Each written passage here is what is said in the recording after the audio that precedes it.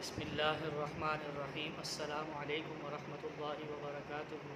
میں YouTube channel سے اور آپ سے مخاطب ہوں۔ الحمدللہ ہماری ویڈیو کا سیکشن جاری و ساری ہے۔ ہم ہر آئے دن آپ کے لیے نئے نئے ویڈیوز اپلوڈ کرتے رہتے ہیں، مختلف جانوروں، پرندوں، درندوں سے متعلق ان کی خصوصیات، ان کے فیودات، ان کا شرعی حکم اور ان کے خواص اور ان کو خواب میں دیکھنے کی تعبیر، یہ تمام ہم آپ کو اپنے اس چینل پر ویڈیوز پر اپلوڈ کرتے رہتے ہیں۔ آج بھی ہم جس جانور سے متعلق ویڈیو لے کے آئے ہیں، عمومی طور پہ یہ گھروں میں پایا جاتا ہے اور ان دنوں میں زیادہ پایا جاتا ہے۔ بارشوں کے موسم میں، ساون کے مہینے میں، سردیوں کے موسم میں کثیر تعداد اس کی پائی جاتی ہے۔ اس کو بھگانے کا طریقہ کیا ہے اور اگر کسی چیز میں گر جائے تو اس کا حکم کیا ہے اور دیگر اس کے خواص کیا ہیں، اس کے فیودات کیا ہیں، وہ تمام انشاءاللہ اس ویڈیو میں بیان کیے جائیں گے۔ دیکھنے والے سننے والوں سے کائنڈلی یہ گزارش ہے، ریکویسٹ ہے، ہمارے چینل کو سبسکرائب کر دیں، بیل آئیکن کے بٹن کو پریس کر دیں تاکہ آپ مزید ویڈیوز سے لطف اندوز ہو سکیں۔ جزاک اللہ خیرہ۔ آج جس جانور سے متعلق ویڈیو ہے، اس کو الذباب کہا جاتا ہے عربک میں، اور اس کو اردو میں مکھی کہا جاتا ہے۔ مکھی عمومی طور پہ ہمارے گھروں میں ہر جگہ، کھانے پینے کی اشیاء میں ہر جگہ پائی جاتی ہے، باہر ہو اندر ہو گھروں میں۔ اس کو بھگانے کا طریقہ کیا ہے، اس کی خاصیت کیا کیا ہے، اور یہ تمام آپ اس ویڈیو میں جان سکیں۔ الذباب اس سے مراد مکھی ہے۔ یہ ایک مشہور جانور ہے۔ اس کا واحد ذباتن اور جمع قلت عصبتن اور جمع کثرت زبان آتی ہے، جہاں ارض و مدبت میم اور زال کے فتح کے ساتھ ایسی جگہ کو کہتے ہیں جہاں مکھیوں کی کثرت ہو۔ فرا نے کہا کہ ایسی جگہ کو جہاں بکثرت مکھیوں ارضۃ مذبوبۃ کہا جاتا ہے۔ جہاں جنگلی جانوروں کی کثرت ہو، مکھی کو ذباب اس کی کثرت، حرکت اور اضطراب کی وجہ سے آتی ہے۔ اس کی کنیت ابو حفص، ابو حکیم، ابو الحدرس کے الفاظ مستعمل ہیں۔ مکھی مخلوقات میں سے سب سے زیادہ جاہل ہے کیونکہ یہ اپنے آپ کو خود ہی ہلاکت میں ڈالتی ہے۔ جوہری نے کہا کہ اڑنے والے جانوروں میں کوئی جانور ایسا نہیں جو کھانے پینے کی چیزوں میں منہ ڈالتا ہو، مگر مکھی ایسا کرتی ہے۔ مکھی مخلوقات میں سے حریص ترین جانور ہے۔ مکھی کی آنکھوں کا حلقہ چھوٹے ہونے کی وجہ سے اس کی پلکیں نہیں ہوتی، پلکیں آنکھوں کی پتلی کو گرد و غبار سے محفوظ رکھتی ہے۔ پس اللہ تعالیٰ نے مکھی کی پلکوں کے عوض میں 2 ہاتھ عطا فرمائے، جس کی وجہ سے اپنی آنکھوں کی پتلی کو صاف کرتی رہتی ہے۔ مکھی عمومی طور پہ آپ نے دیکھا ہوگا۔ بس اکثر دیکھتے ہوں گے کہ مکھی اپنے ہاتھوں کو ہمیشہ اپنی آنکھوں پر پھیرتی رہتی ہے۔ مکھی کی بہت سی اقسام ہیں جن کی پیدائش گندگی سے ہوتی ہے۔ جاہز نے کہا کہ اہل عرب کے نزدیک الذباب سے مراد بھڑ، شہد کی مکھی، مچھر کی تمام اقسام، جوئے، کتے کی مکھی وغیرہ ہیں۔ مکھیوں کے بھی مچھروں کی طرح ایک ڈنگ ہوتا ہے جس کے ذریعے ڈستی ہے۔ وہ مکھیاں جو انسانوں کے قریب رہتی ہیں، کبھی نر اور کبھی مادہ کی جفتی سے پیدا ہوتی ہیں اور کبھی یہ جسموں سے ہی پیدا ہوتی ہیں۔ بس کہا جاتا ہے کہ اگر باقلا کو کسی جگہ لٹکا دیا جائے تو اس کے بیچ سے مکھیاں بن کر اڑ جائیں گی اور اس جگہ صرف چھلکا ہی باقی رہ جائے گا۔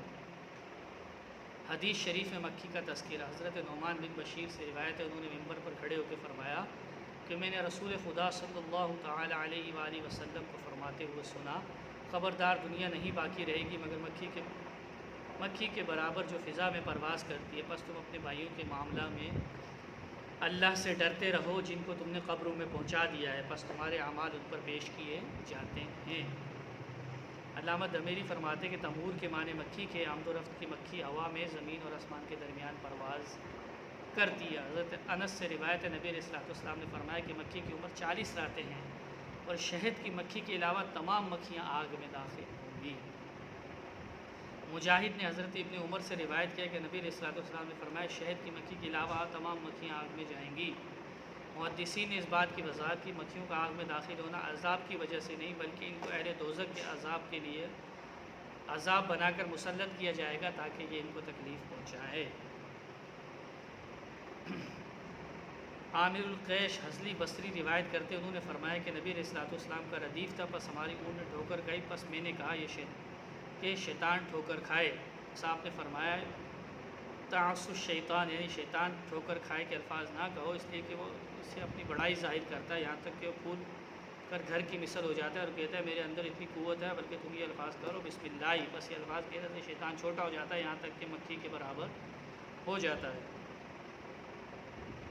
امام داؤد نے روایت کیا کہ ابو الملیح ایک آدمی سے روایت کرتے ہیں، آپ نے فرمایا کہ نبی علیہ الصلوۃ والسلام کا ایک ردیف تھا، پس ہماری سواری نے ٹھوکر گئی، پس اس نے الفاظ کہے۔ باقی روایت آخر تک جو ابن سنی اور نسائی اور حاکم نے روایت کی ہے۔ یہ دونوں روایتیں ابو داؤد نے جس آدمی نے روایت کی وہ صحابی اور تمام صحابہ عادل ہیں۔ عربوں کے نزدیک الذباب کا اطلاق کتے کی مکھی، شہد کی مکھی، دوسری مکھیوں پر بھی ہوتا ہے۔ مطلقاً یہ الفاظ سب کے لیے استعمال ہوتا ہے۔ انسانوں کے قریب رہنے والی مکھیاں نر مادہ کی جفتی سے پیدا ہوتی ہیں، پس جنوب کی طرف سے ہوا چلتی ہے تو اس وقت مکھیاں پیدا ہوتی ہیں، ان کی تعداد میں اضافہ ہوتا ہے، لیکن جب شمال کی طرف سے ہوا چلتی ہے تو مکھیاں کم ہو جاتی ہیں۔ مکھی کی ایک عجیب و غریب عادت یہ ہے کہ یہ سفید چیز اور سیاہ چیز پر سفید پخانہ کرتی ہے، اور ایک کدو کے درخت پر کبھی نہیں بیٹھتی، اس لیے کہ اللہ تعالیٰ نے اپنے نبی حضرت یونس علیہ السلام پر کدو کی بیل اگائی تھی، کیونکہ اس وقت آپ مچھلی کے پیٹ سے باہر نکلے تھے، اگر مکھیاں آپ پر بیٹھتی تو آپ تکلیف محسوس ہوتی، تو اللہ تعالیٰ نے مکھیوں کو وہاں سے منع فرما دیا تھا۔ اور اکثر مکھیاں گندے مقامات پر ہوتی ہیں اور ان کی پیدائش بھی گندگی سے ہوتی ہے۔ بعض اوقات نر اور مادہ کی جفتی سے بھی مکھیوں کی پیدائش ہوتی ہے۔ مکھی حیوانات شمسیہ میں سے، کیونکہ یہ موسم سرما میں اس وقت غائب رہتی ہے جب تک سورج کی روشنی میں حرارت پیدا نہ ہو جائے۔ اس کے برعکس موسم گرما اور خاص طور پہ موسم برسات میں ان کی کثرت ہوتی ہے۔ مکھی کی باقی اقسام ناموش، فراش وغیرہ کا تذکرہ بھی آگے آئے گا۔ تو یہ مکھی کی کچھ خصوصیات تھی۔ اب مکھی کا حکم کیا ہے شرعی؟ امام شافعی کا ایک اس سے مختصر واقعہ بھی ہے، وہ بتاتا چلوں۔ امام شافعی سے مذکور ہے کہ خلیفہ مامون رشید نے آپ سے پوچھا کہ اللہ تعالیٰ نے مکھیوں کو کس لیے پیدا فرمایا، تو امام شافعی نے فرمایا کہ بادشاہوں کو ذلیل کرنے کے لیے۔ بس مامون ہنس پڑا اور کہنے لگا آپ نے دیکھ لیا ہوگا کہ مکھی میّر جسم پر بیٹھتی ہے۔ بس امام شافعی نے فرمایا جی ہاں، آپ نے مجھ سے سوال کیا تھا تو میرے پاس اس کا جواب نہیں تھا، لیکن جب میں نے دیکھا کہ مکھی آپ کے جسم کے اس حصے پر بیٹھی ہے جہاں کوئی بھی نہیں پہنچ سکتا، تو اللہ تعالیٰ نے میرے لیے آپ کے سوال کا جواب منکشف فرما دیا۔ بس خلیفہ مامون رشید نے اللہ کی قسم آپ نے بہت عمدہ جواب دیا۔ شفاء الصدور میں تاریخ ابن نجار مذکور ہے کہ نبی علیہ الصلوۃ والسلام کے جسم مبارک اور لباس مبارک پر کبھی مکھی نہیں بیٹھی۔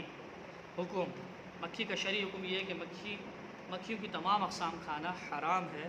رافی نے نقل کی ہے کہ یہ کھانے والی چیزوں میں سے پیدا ہوتی ہے۔ شاید مکھی کبھی مباح اس لیے کہا گیا ہے، یہ پھلوں سے پیدا ہوتی ہے۔ اگر مکھی یا چوٹی سالن وغیرہ میں اس کے اجزاء سالن میں حل ہو جائے تو اس سالن کو استعمال کرنا حرام نہیں، کیونکہ مکھی چوٹی وغیرہ کے کھانے کی تحریم گندگی کی وجہ سے نہیں ہے، لیکن سالن میں مکھی یا چوٹی کے گر جانے کی وجہ سے گندگی اور گھن نہیں ہوتا۔ بس اگر آدمی کے گوشت کا ٹکڑا سالن وغیرہ میں گر جائے تو اس سالن کو کھانا حرام ہے، اگرچہ اس کی مقدار ایک دانک کے برابر ہی کیوں نہ، کیونکہ یہ حرمت نجاست کی وجہ سے نہیں بلکہ آدمی کے محترم ہونے کی وجہ سے ہے۔ علامہ دمیری نے شرح مہذب میں مذکور ہے کہ صحیح قول آدمی کے گوشت کا ٹکڑا سالن کا کھانا حرام ہے، کیونکہ انسان کے گوشت کا ٹکڑا معمولی سا ٹکڑا سالن گر کر کالا دم ہو گیا۔ جیسے 2 مٹکے پانی میں پیشاب گر جائے تو پانی نجس نہیں ہوگا، کیونکہ پیشاب پانی میں معدوم ہو گیا ہے۔ نبی علیہ الصلوۃ والسلام نے فرمایا کہ جب مکھی تمہارے برتن میں گر جائے پر تم اسے ڈبو، کیونکہ اس کے ایک پر میں بیماری اور دوسرے میں شفا ہے۔ بس مکھی پہلے اس پر کو ڈبوتی ہے جس میں بیماری ہے۔ مکھی کے پرو میں بیمار اور شفا کیسے جمع ہو سکتی ہے؟ نیز مکھی کیسے معلوم ہوگا؟ یہاں تک کہ وہ بیماری والے کو پہلے ڈبوتی ہے، شفا والے کو پر کو آخر میں ڈبوتی ہے۔ بس یہ سوال جہالت پر مبنی ہے، کیونکہ وہ ذات جس نے تمام حیوانات حرارت، سردی، رطوبت اور مایوسی کو جمع کیا، حالانکہ تمام متضاد چیزیں ہیں، پھر وہ دیکھے اللہ تعالیٰ نے الفت غصہ جانوروں میں جمع کیا، جانوروں کی بقا حفاظت کا ذریعہ بنایا ہے۔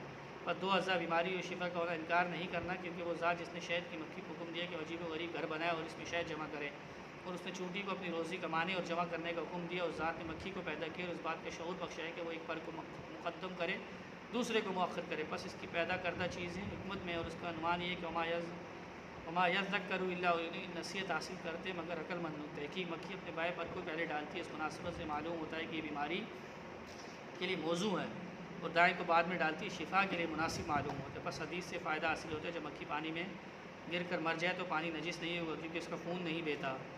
ایک اور یہ کہ پانی ناپاک ہو جاتا ہے، جیسے مردہ وغیرہ کے گرنے سے پانی ناپاک ہو جاتا ہے۔ اگر ایسا جانور جو عام ہو جیسے مکھی، مچھر وغیرہ تو پانی ناپاک نہیں ہوگا، اگر ایسا جانور پانی میں گر جائے تو عام نہ ہو جیسے ہنفس، بچھو وغیرہ تو پانی نجس ہو جائے گا۔ پس اگر پروں کی کیڑوں وغیرہ پانی میں گر کر مر جائے تو بلا اتفاق پانی نجس نہیں ہوگا۔ فرع اگر بھیڑ فرے شہد کی مکھی چیز سالن وغیرہ میں جو ان کو حدیث کے عموم کی وجہ سے سالن وغیرہ میں ڈبونے کا حکم دیا جائے گا، کیونکہ ان تمام چیزوں پر مکھی کا اطلاق ہوتا ہے۔ حضرت علی نے شہد کے متعلق فرمایا مکھی کا رس ہے۔ حدیث میں شہد کی مکھی کے علاوہ باقی تمام مکھیاں جہنم میں جائیں گی، بس ظاہری عبارت سے یہ مفہوم لیا جائے گا شہد کی مکھی کے علاوہ تمام مکھیاں ڈبونے کے حکم میں داخل ہوں گی۔ بعض اوقات کسی چیز کا ڈبونا اس کی موت کا باعث بن سکتا ہے اور کسی مفید جانور کو بلا وجہ قتل کرنا حرام ہے۔ قرآن مجید میں بھی اللہ تعالیٰ نے ذکر فرمایا اس کا کہ یا ایھا الناس ضرب مثل فاستمعوا لہ، یہ لوگ ایک عجیب مثال بیان کی جاتی ہے، بس تم اسے غور سے سنو۔ بے شک وہ لوگ جنہیں تم اللہ کے علاوہ پکارتے ہو ایک مکھی کی پیدا نہیں کر سکتے اگرچہ سب اکٹھے ہو جائیں۔ خواص کیا ہیں؟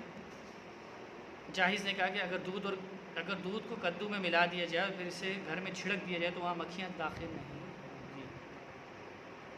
اگر مکھی کو پکڑ کر اس کے سر جدا کر دیا جائے اور بھیڑ کے کاٹنے کی جگہ پر اس کا لیپ کر دیا جائے تو درد ختم ہو جائے گا۔ اور اگر مکھیوں کو جلا کر شہد میں حل کر لیا جائے، اس کے بعد گنجے شخص کے سر پر اس کا لیپ کر دیا جائے تو اس کے سر پر بہترین بال نکل آئیں گے۔ جب مکھی مر جائے تو اس پر لوہے کا میل کچیل چھڑک دینے سے مکھی اسی وقت زندہ ہو جائے گی، اور گھر میں کدو کے پتوں کی دونی چیز ہے تو وہاں مکھیاں داخل نہیں ہوں گی۔ یعنی کہ یہ جہاں جن کے بال نہیں اگتے، بال جھڑ جاتے ہیں، ان کے لیے یہ ہے کہ مکھیوں کو وہ جلا کر شہد میں حل کر دیں، اس کے بعد اس کا لیپ کریں۔ ایک اور طریقہ ہے مکھیوں کو بھگانے کا، دور کرنے کا طریقہ یہ ہے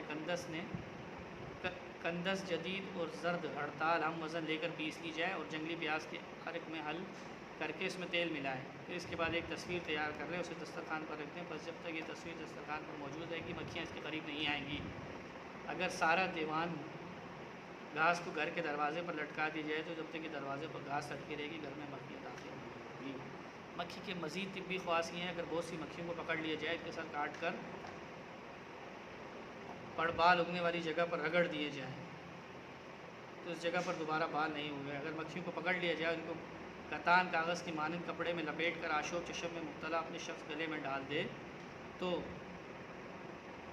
شفا یاب ہوگا۔ اگر مکھی کو پکڑ کر اس کا سر کاٹ کر پھینک دیا جائے اور بقیہ جسم کو آنکھوں کے زخم پر مل دیا جائے تو آنکھ کا زخم ٹھیک ہو جائے گا۔ محمد بن زکریا خضوری نے کہا میں نے رومی کتاب میں لکھا دیکھا ہے کہ مکھی کے پر کو دانت کے درد میں مبتلا شخص کے بازو میں لٹکا دیا جائے تو اس کے دانت کا درد ختم ہو جائے گا۔ بس اگر کسی شخص کو باولے کتے نے کاٹ لیا، اس کے لیے ضروری ہے کہ اپنے چہرے کو مکھیوں سے چھپائے، کیونکہ مکھیاں اسے اذیت میں مبتلا کریں گی۔